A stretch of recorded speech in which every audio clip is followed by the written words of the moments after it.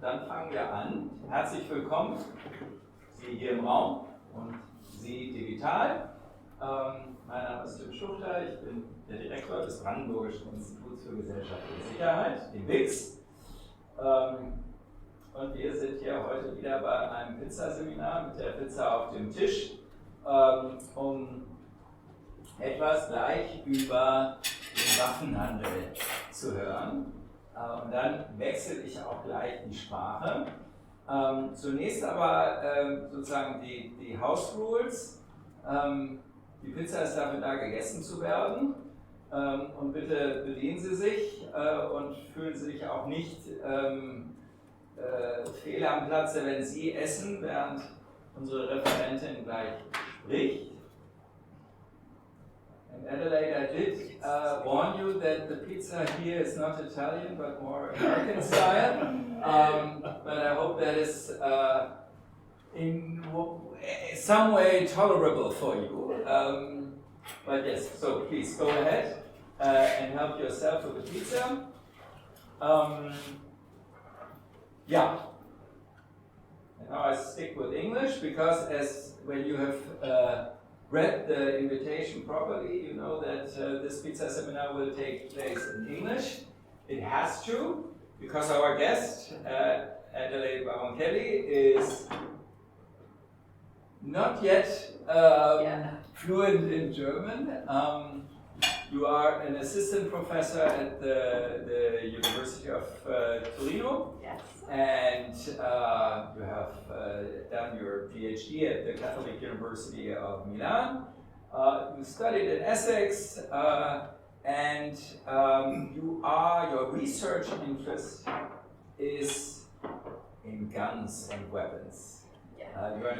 You are a peace economist, studying as an economist the trade in arms, exports, imports, and what it does to a society and to an economy when the numbers go up or down, basically. You will introduce us to your latest research results in a moment.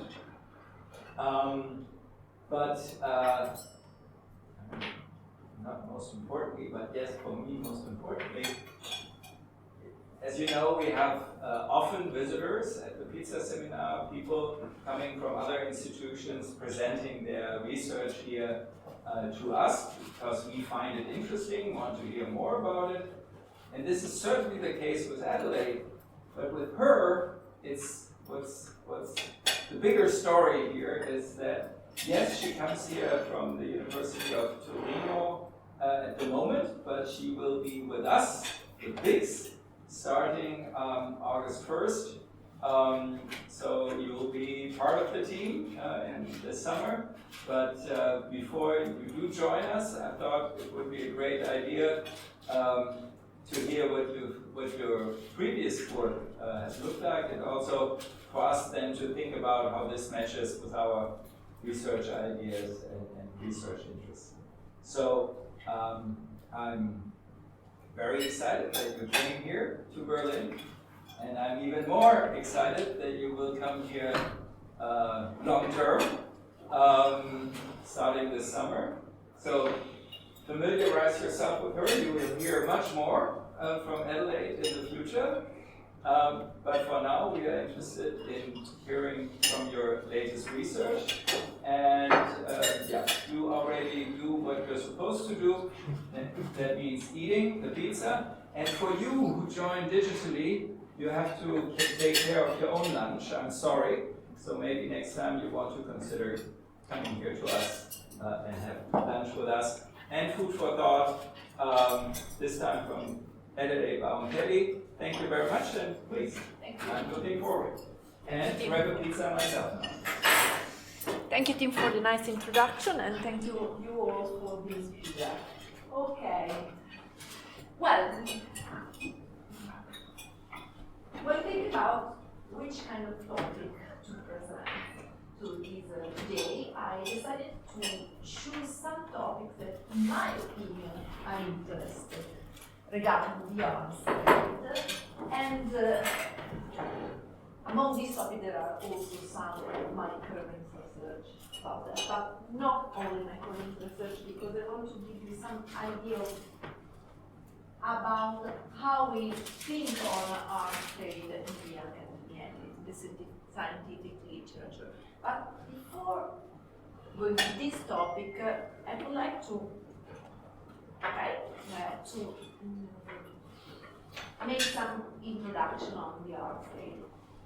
The scientific literature usually divides arms into broad categories. The first one is major conventional weapons, which include, as I told my students, the big ones, the arms that could not easily move around, and that are artillery system missiles, ships. While we have another category, which is small arms and light weapons, which is divided in small arms, those weapons designed for personal use, including pistol, rifle, and light machine guns, and light weapons, which are those weapons designed for use by several persons as a group. There is a distinction between these two broad categories of arms because they usually don't follow the same dynamics. The small ones, we have less, also because we have less data on these arms, and also because they are kind of used in different contexts. Major conventional weapons are usually associated with wars between states, while small arms and light weapons are usually associated with civil conflicts, crimes, and also illegal trafficking. So that distinction is important because it allows us as a researcher to classify arms according to different contexts. Regarding some trends, some facts about the trade, sorry, I should choose a position, perhaps this one is better. Okay, regarding some facts about the trade, you see over there I classify the top 10 suppliers of major conventional weapons. You see, we have here the usual suspect, USA, Russia, and a bunch of European countries. These are the top exporters of major conventional weapons, and you also see that they haven't changed much over 70 years. Why? Because we'll see it's not very easy to create and support a national defense industry. It requires a lot of technological inputs, and only few states can do that. Regarding the recipient, well, they change a lot. Well, they change a lot because, of course, the need for arms change according to the need for security. So there may be they are usually linked to wars, arms races. So you see, Saudi Arabia is a player over the last decades, but you found, for example, East Germany in the 1960-97 period. And if you are wondering about it, yesterday I decided to update my data and go to the last 3 years. Ukraine, it's getting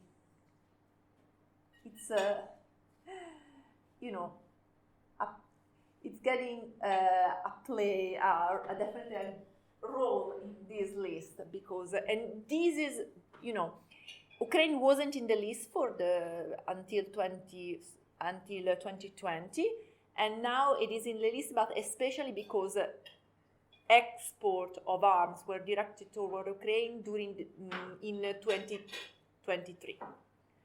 So over the last year, we get this huge amount of weapons dispatched to Ukraine, which makes sense. We all are here reading the news, and it makes sense if we follow the news.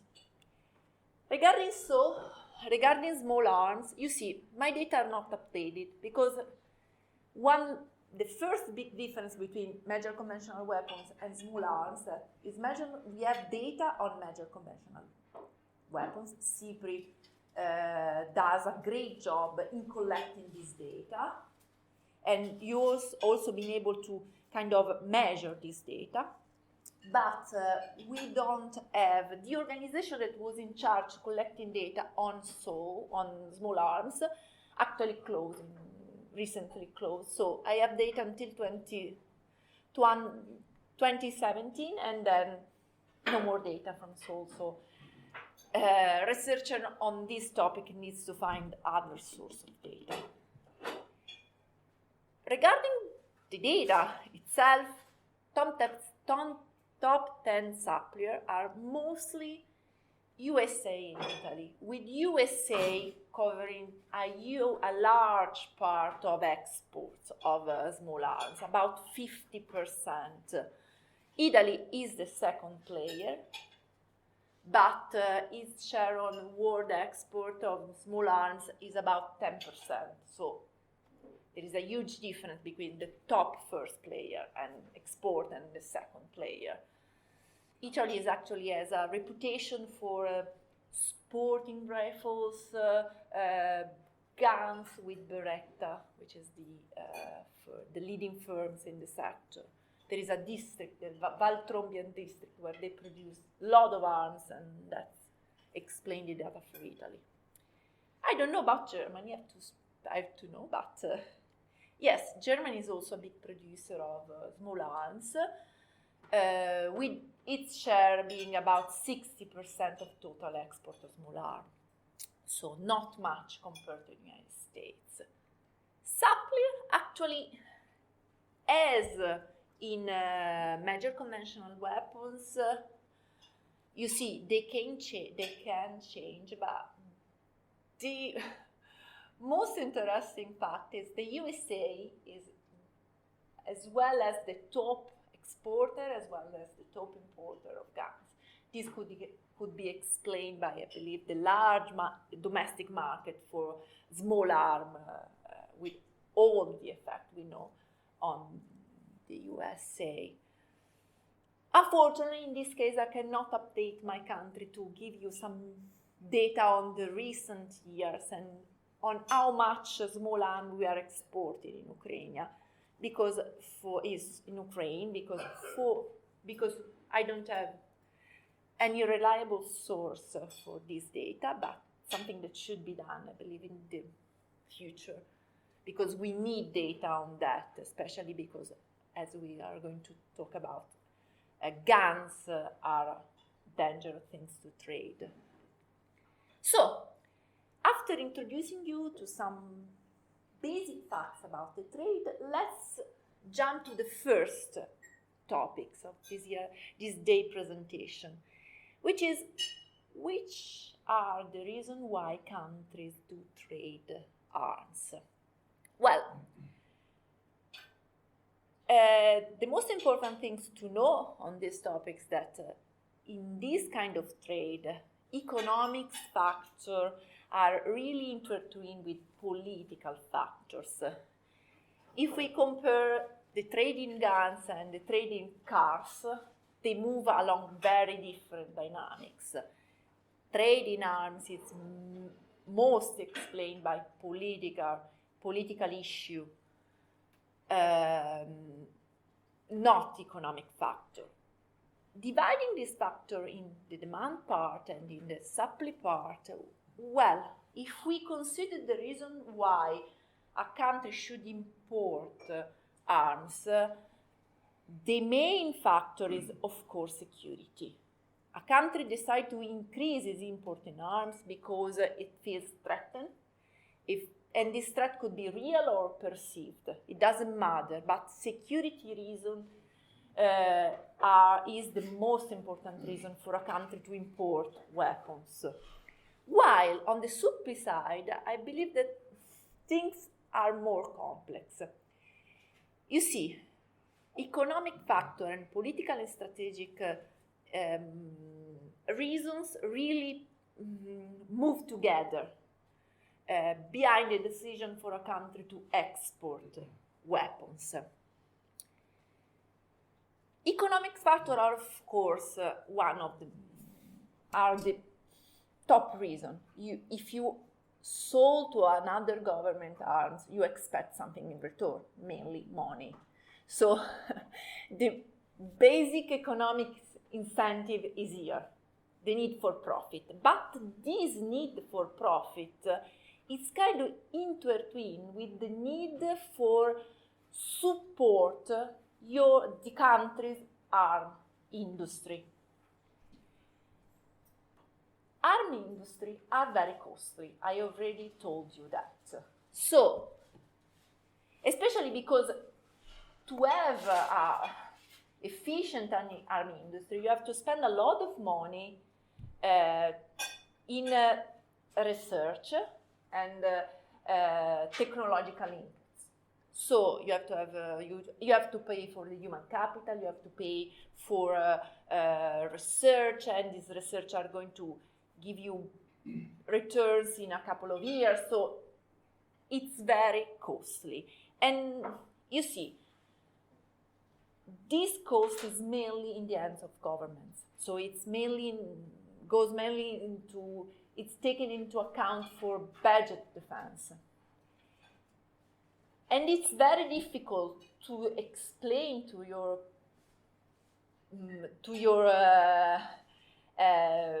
population why you should spend this money for your arm industry, especially in Europe. So, given that many countries are found that it's really convenient to sold their arms to other countries in order to cover these costs and be able to support their national industry. So, especially after the Cold War, many countries that produce weapons are actually trying to increase their own export in order to support a large domestic industry. This is true for the United States, but this is true for my own country, Italy, or for France, and I suppose that this is also true for Germany. Also because the more you produce, the more you cover the fixed cost you put into your arm industry. This is a basic economic concept called economy of scale. So I hope that I convince you that it's not just profit. It is the need to support your national arms industry. You see, even when we are talking about economic incentive, we are talking about political incentives. Relating to political factors, well, usually we observe the arms move through alliance network. You usually sell arms to your friends and allies to strengthen political and security links. And this was absolutely true during the Cold War.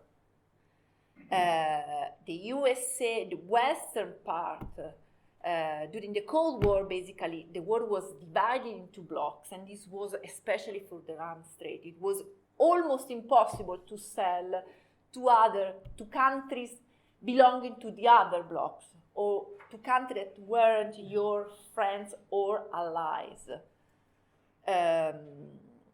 Of course,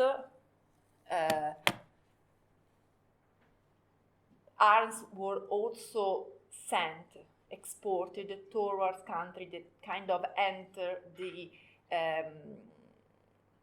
security influence of another country. Most likely the USA. Let me explain that, because I have recently published a letter on this topic.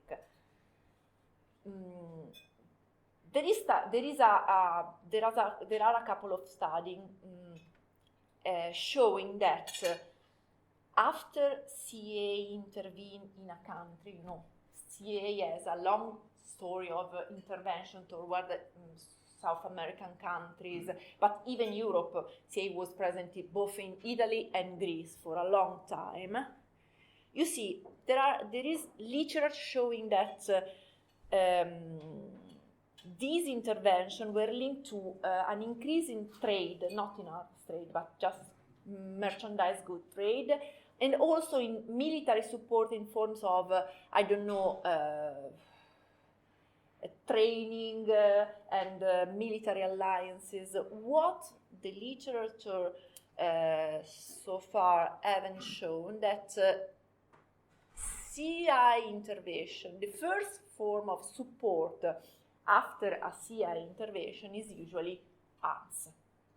After CA started to intervene in a country, and for intervention I mean covert security operation, covert political operation like propaganda, then arms floated like toward the intervening country. So arms was the first tool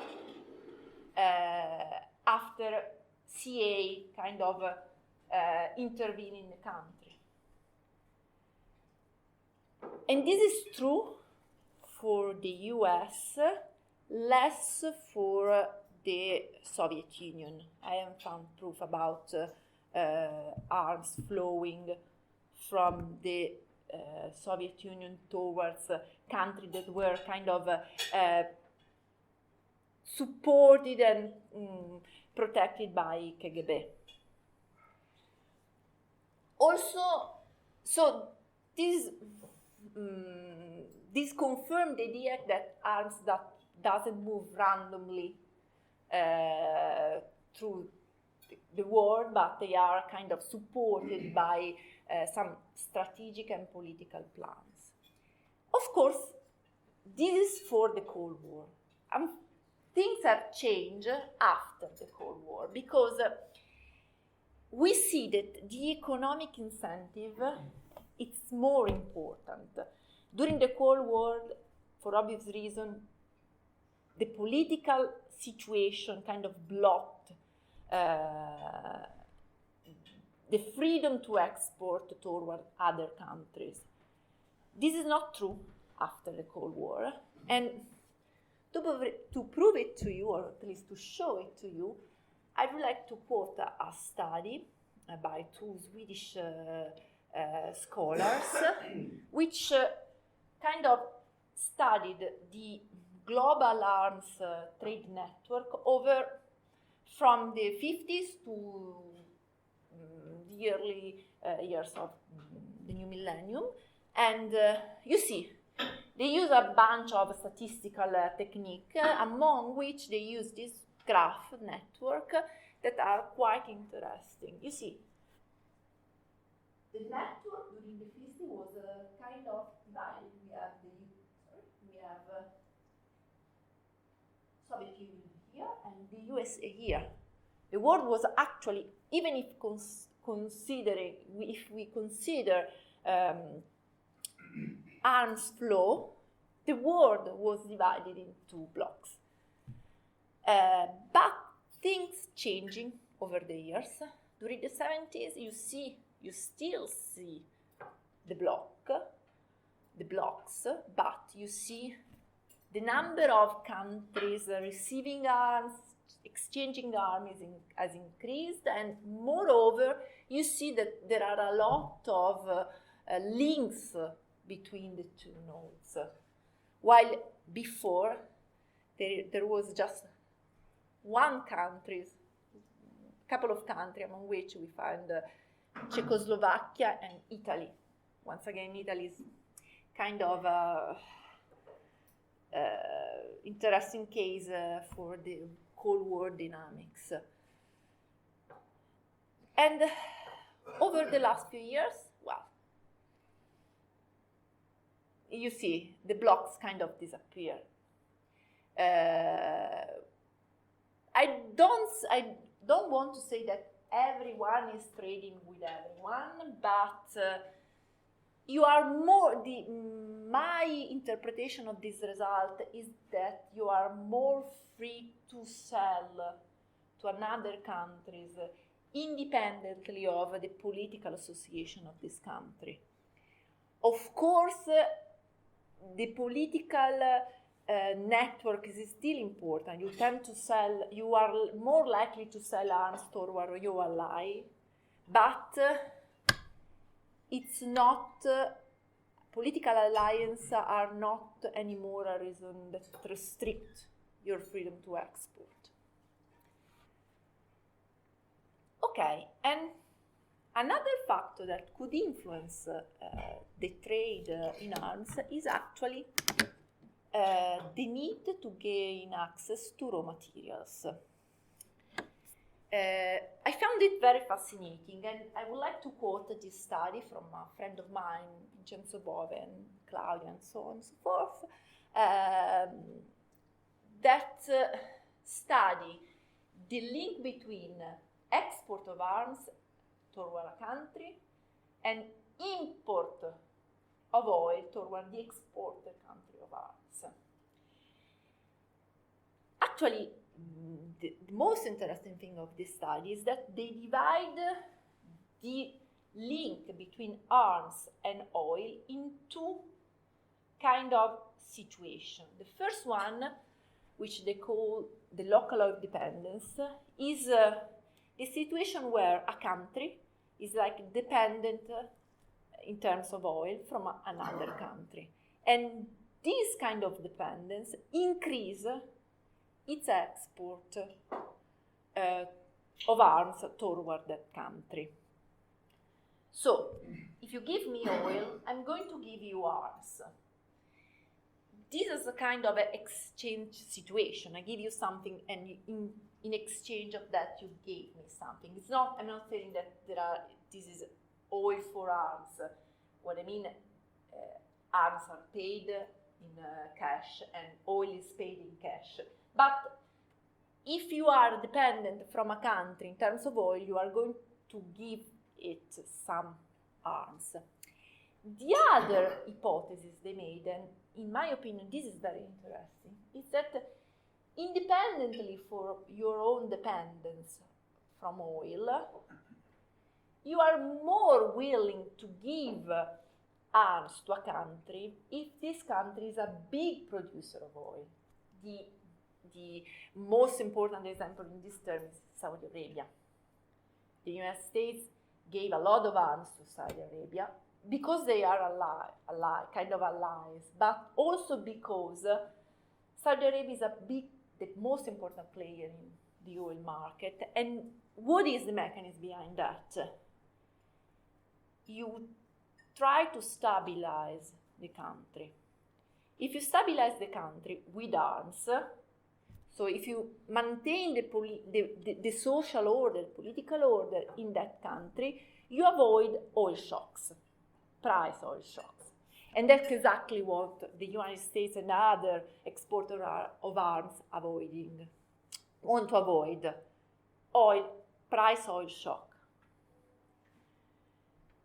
And so this is also very interesting because in this sense, arms are the alternative to military intervention in the country. It's better to give arms to that country than intervene military in that country. Let's think about Kuwait. You prevent that kind of situation by giving a lot of arms to that country, make it able to defend itself from other attacks. So that's the kind of reasoning behind these relations between oil and arms import.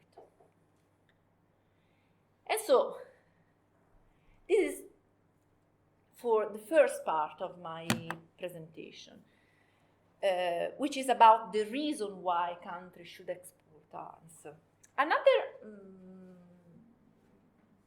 interesting aspect of the arms trade is its effects on the recipient countries.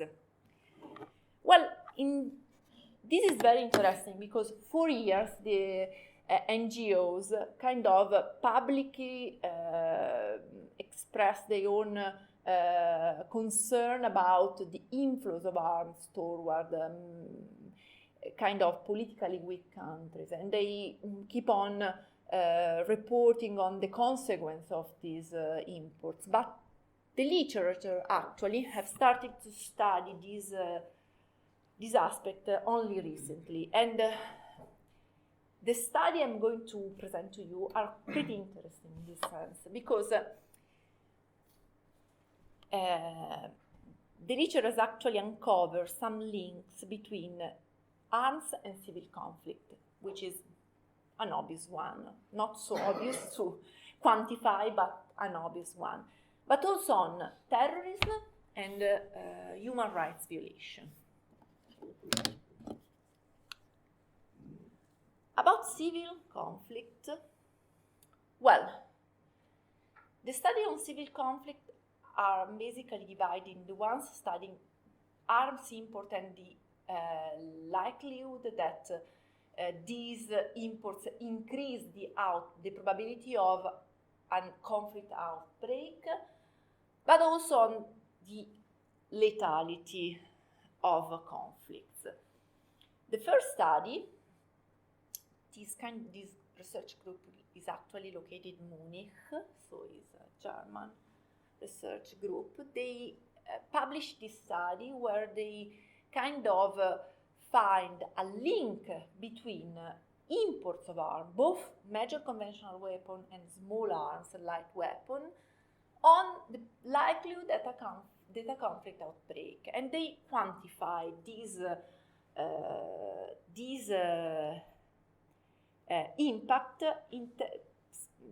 showing that a 2 million increase in TIV values for major conventional weapon increase the probability of a conflict by 2.3% points.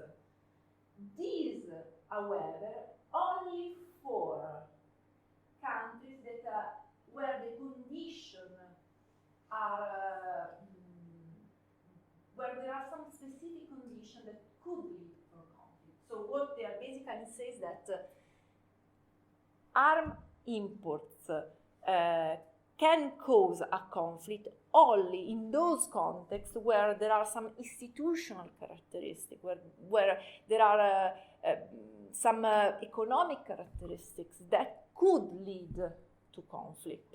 So if you import to a country which is stable, those imports are not going to increase the probability of a conflict, while they found a consistent effect for countries that are already kind of weak, let's call it weak. While the other study I'm mentioning is a study where the interest was on the lethality of conflict. In this case, my colleagues basically uncover a relationship between imports of arms and the number of deaths in a conflict.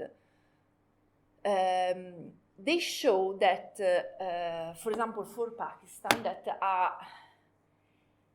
imports above the average cause an increase in the conflict by about 600 people, so a significant impact. They didn't do that only for Pakistan, but I give you this figure to have an idea of which kind of magnitude we are talking about. And why? Their argument is that basically if the rebel groups is a real threat to the government is more willing to import arms. So in order to, since it's really concerned about the threats posed by the rebel groups, the idea is basically to import more arms and then use it. So that's why there is this link between arm import and the lethality of conflict. Yes? Just to understand, so the link is that a causality or is that just correlation? Both these study are about causality. They use an EVU instrument in order to prove that they are talking about causality. So that's talking in academic, that's why they are both important, because they were the first to say, hey guys, we are able to say that actually arms import caused, increased the likelihood of a conflict as well as increased the lethality of a conflict. And yes? I had a similar question. That is, because you refer yourself to those enabling context conditions, I mean the stability of the political system and so on. So sometimes I would say that perhaps it is not a sort of clear-cut causation, but it is one of the factors that raise the proneness. I mean, if you've got more around, and this applies also to the illicit circulation of arms, the more you've got around, transferred from one country where the conflict has receded to the other, and this raises the probability of their usage. Of course. It is rather like that, instead of a very straightforward, clear-cut causation. Yes, it is like that.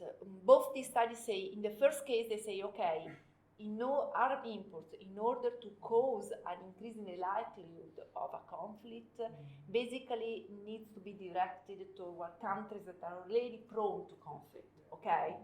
In the second case, they say, okay, arm imports are going to increase the lethality because of the group level, the groups of rebels, of terrorists that is threatening the government is perceived like a real threat, okay? So in these cases, actually arms import do make a difference. If we are going to import arms, let me say Switzerland, the increase in the probability of conflict will be none, basically. So the condition of the country where arms are imported is quite important. And but still, what you measure, the dependent variable is lethality or conflict? Lethality of a conflict in the second case, while in the first case is the outbreak of a conflict. Okay, and terrorism. Arm imports may also cause an increase in the terrorist attack in the imported country. The scholar I'm mentioning found that an additional 100 million US investment in arms import will, on average, lead to a 54 additional terrorist incidents in imported country. Well, this is not because arms are illegally linked toward terrorist group. The reason why this scholar found this kind of link, it's because arms import also deemed to increase corruption and political exclusion. Why? Because, arm imports are basically paid with public money. So, money that goes to arms import can go to other venues. Also, as many public procurement activities, they can lead to corruption. And so this scholar impute this increase in terrorist incidents to corruption and political exclusion. This is the first study on exploring this link. I'm sure that others may come, and so this link could be explored further. But yes, arm imports could also cause an increase in terrorist activities. Finally, arm imports can also cause government repression. On this, actually, the first study I'm mentioning found a correlation between arm imports and human rights violation. What actually I'm looking into instead is time dynamics. And I haven't published yet, but I'm working on that. Let me explain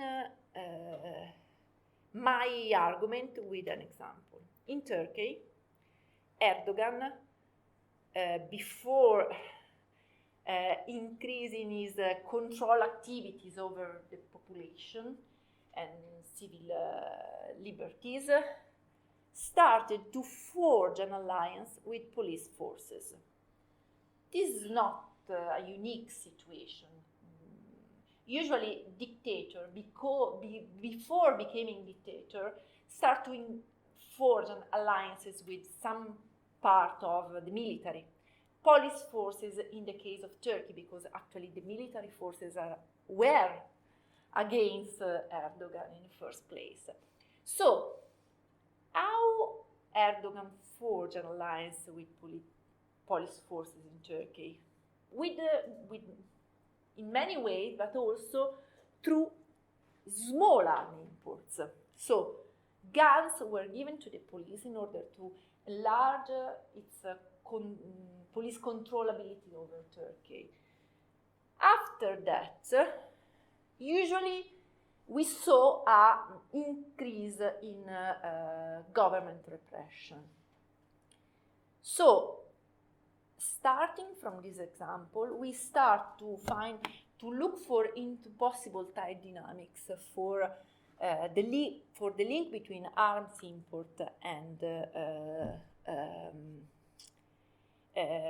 human rights violation. And we found that, especially in South America. Usually you see that in South America, before army imports start, and then we found after 2-3 years that human rights violation increase. So we found this kind of time dynamics between army imports and human rights violation. This is still a work in progress, so I'm not sure whether I will manage to make it solid enough to be published, but we believe that this time dynamics is there. So, and that's it for the second part of my presentation. Let's jump to the third part, which is about international norms. Well, you see, arms import are linked to many very bad situations like war, civil war, terrorist, human rights violation. Usually, the international community tries to act against this situation by imposing arms embargo. This especially in the most notorious cases like South Sudan.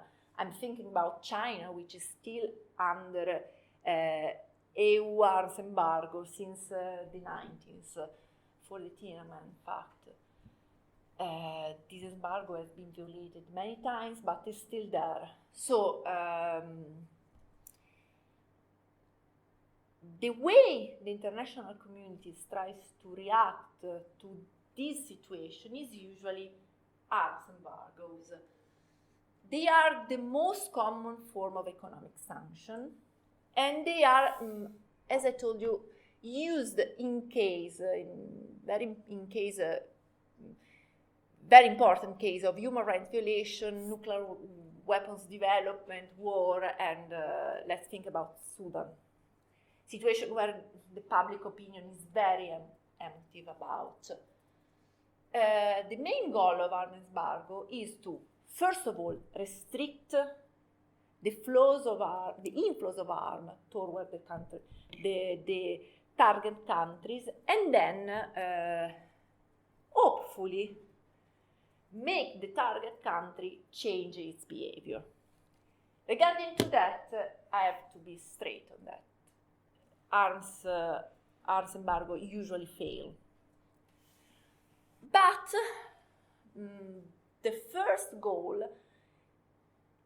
about the first goal, the literature on that is not hasn't found yet an agreement, because we see that on average countries formally respect arms embargo. I studied that for many countries, Italy, for example, and we see that after an embargo, usually imports of arms dropped by 80%, even 100%. So the drop in arms import is real. We found an effect, and this is also true for Germany. This is true for many European countries, as well as the USA. So, formally, we found that arms embargo are efficient in respect to the first goal, which is stop arms inflow toward the target country. However, the literature, and also my own research is in finding this mechanism, the literature is kind to be creative in order to find possible sanction-busting practice, because we have some case studies that indicates clearly that actually arms still get to the recipient country, so that the war can go on and the human rights violation can go on, and so on and so forth. What kind of practice we are talking about? Well, the first one, and the one that I've studied recently, is basically exporting the arms toward a neighboring country. So the embargo is on Iran, no problem. We stop imports of arms toward Iran, and we send arms in Pakistan. The border between Pakistan and Iran is huge. It's absolutely well controlled. So you can kind of dispatch the arms in Iran. And this is true, especially for small arms. You see, dispatching 100 guns, it's definitely easier than dispatching 100 tanks. So this kind of sanction-busting practice can be used especially for small arms. And the truth about that is that in my own research, I haven't found many evidence on average about this kind of sanction-busting practice, which is a kind of this illicit trafficking. But probably this is true especially for some specific case studies. So if I study 100 countries in the world, the figures doesn't show, but if we go and see reports on Iran, reports on South Sudan, we see that this is actually commonly used sanction-busting practice. The other form of sanction-busting could be stockpiling. You see, okay, there is a problem in Sudan. Stop the arms embargo. Stop the arms export toward Sudan. Okay, let's talk about that. How long does it take? 1 year, 2 years, 3 years, 6 months? Well, it takes some time. So usually, countries that know that they are going to be target of an embargo start to stockpile. Basically, start to buy arms, a lot of arms. So when the embargo actually is declared, there is no need anymore of guns and any other sort of arms. Okay, so Conclusion. Well, today I wanted to present you some of the topics that I believe are most interesting about the arms trade, but I can assure you that the list of the things I drop out is at least as large as the things I've included.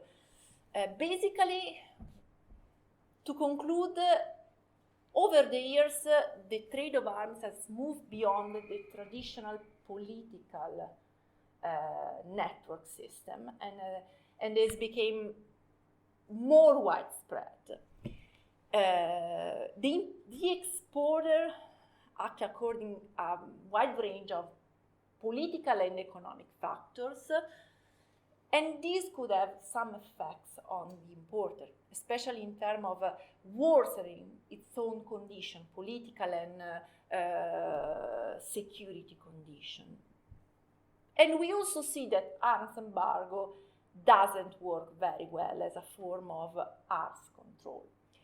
There is another aspect on which I hope that I will discuss. I will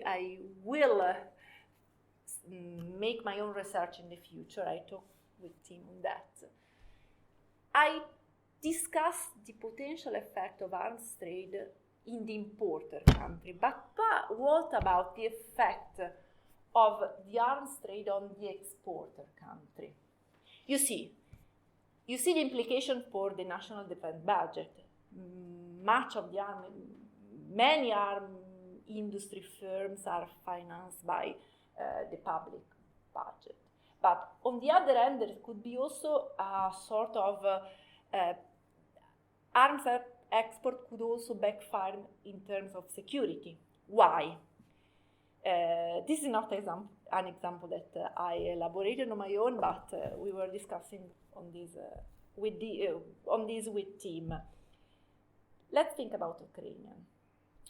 We are sending a lot of arms towards Ukraine, but we know that once arms stop to be used, and hopefully it will be soon, these arms remain in the country, and we actually have no way to control this kind of these arms. It actually happened during the end of the Soviet Union. A lot of Kalashnikov were kind of illegally sold on the black market, and then we found them in Pakistan, we found them in Africa, and fueling a lot of civil conflict. So, and you see, this is an effect we haven't considered yet in the literature, but we should consider. So, this is a future research. Thank you very much. Thank you.